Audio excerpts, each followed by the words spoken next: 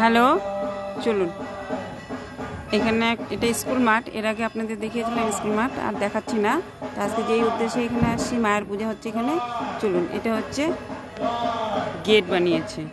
ছোটোখাটো গ্রামে যেরকম যেটুকু হয় ততটুকুই আপনাদেরকে তুলে দেখা যায়। এদিকে দুর্গা পূজার ভিডিওগুলো দেখিয়েছিলাম, মায়ের ভিডিওগুলো দেখাচ্ছি।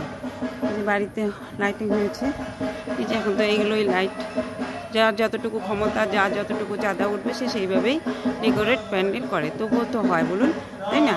তো চলুন আপনাদের একটা কাহিনী বলছি দীপাবলির। আচ্ছা, কাহিনীটা শোনা যাবে না, এখানে মন্ত্রপাঠ হচ্ছে একটা বাড়িতে।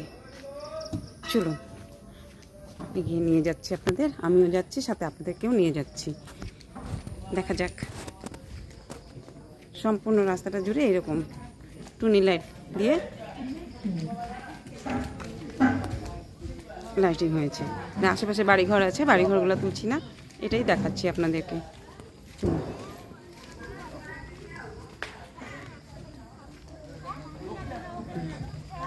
বাইরে ছেলেমেয়েরা, বাচ্চারা বসে আছে।